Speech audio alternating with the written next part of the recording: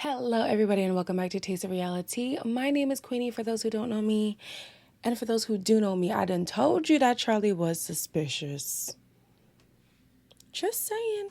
Before we get into it, please make sure to like this video, subscribe to the channel, hit that notification bell, and let's get into the review. Josh and Shannon go on their first official date, and to go on with the official nature, they also become official. Do you want to be my girlfriend? Josh, you're just gonna slam this on me right now? Yeah. You have 2 seconds, quick. Yes, baby. I would love to. At this point, because they're like the most solid couple that doesn't have too much scandal tied to their names, they're looking like the front runners in winning the game. They're not my personal fave, but if you're to vote for a couple, there's no other couple right now to vote for. So if the vote was today, they'd probably win. I need y'all other people here. Not that they can hear me, but I need y'all to step it up. I'm sorry. Something about giving the title to Josh and Shannon does not sit well with me. Second or third, cool. First, nah.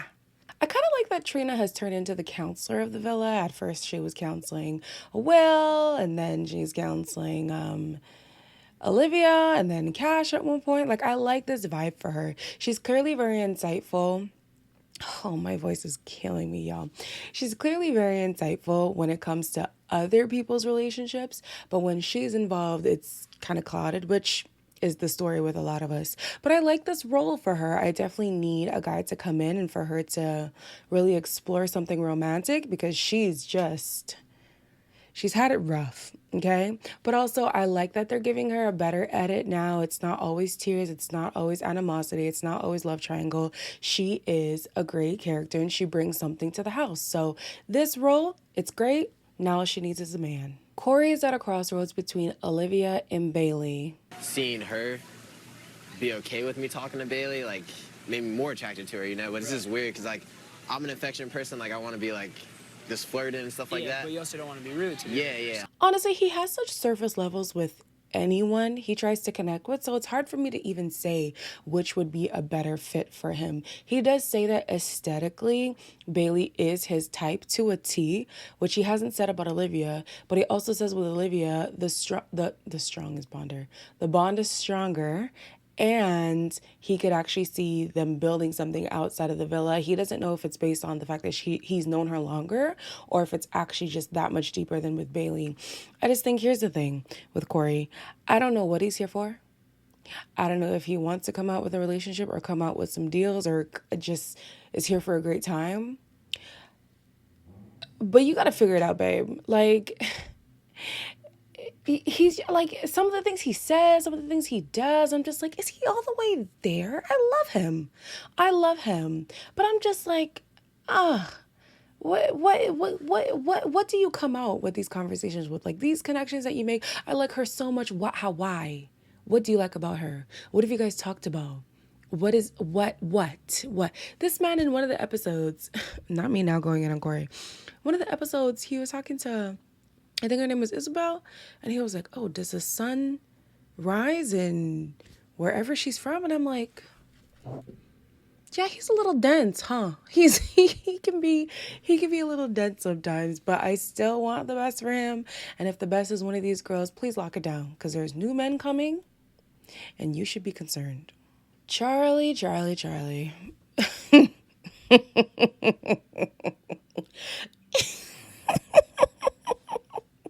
What are we gonna do with this guy? So what do you think you're gonna do?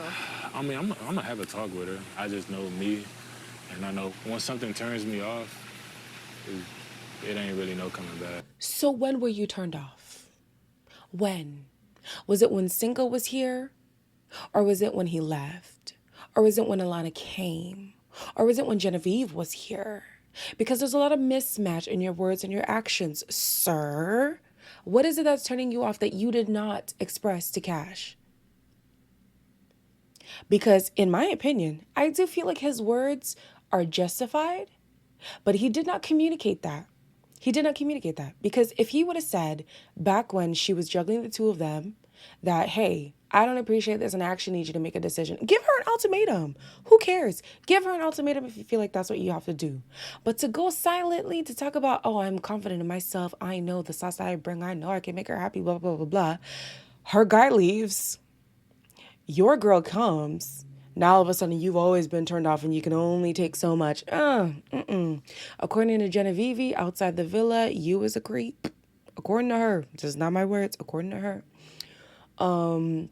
Yeah, things are just not matching up for this boy, Charlie, okay? And the fact that Cash was breaking down multiple times and he did not go to her aid or even contemplate going to her aid, y'all,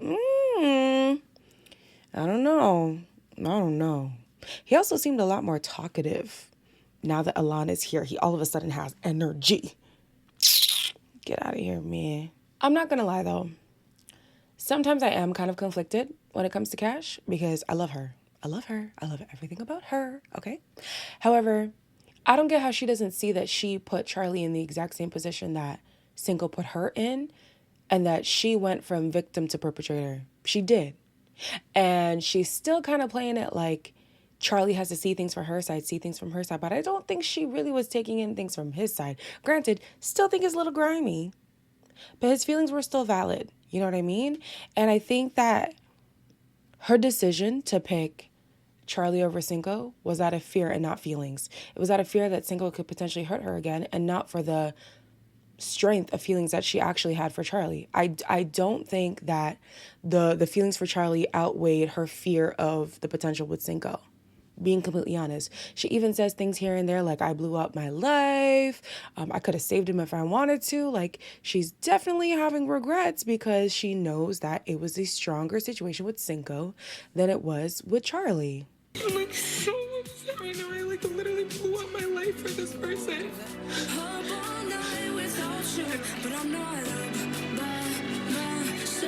This whole line, here it is, right here. She summed it up like an episode or two ago. She said, Charlie is literally Prince Charming, but I've never seen myself as a princess. She didn't want to be with that man. She don't want to be with that man. And he don't want to be with her.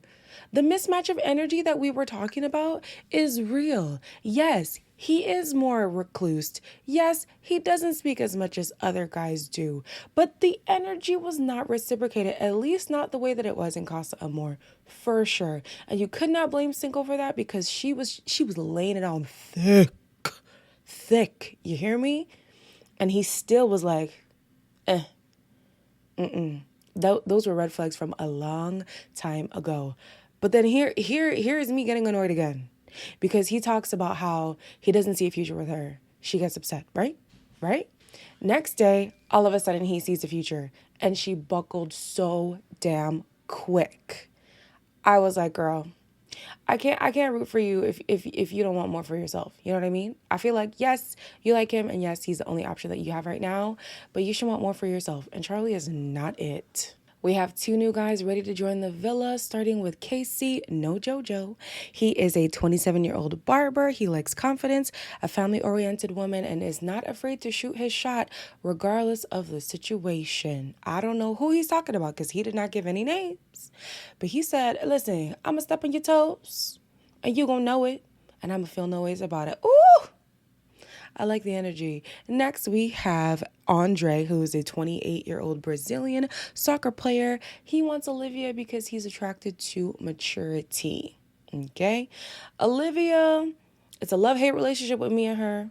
But I kind of want this to work out just because I kind of want to see what Corey's going to do now that his spot is being threatened when it comes to her. So it'll be interesting to see that dynamic between the two of them. In the next episode, we see Trina getting a little bit of action. Okay, girl. And we also see Olivia get some action and Corey is looking jealous. I like them. I like these two. They're giving me what I need. I hope it's going to give me a little bit more drama because the show's kind of getting a little stale. It's getting stale. But then also, do I want drama because there aren't any, couples that I want to root for?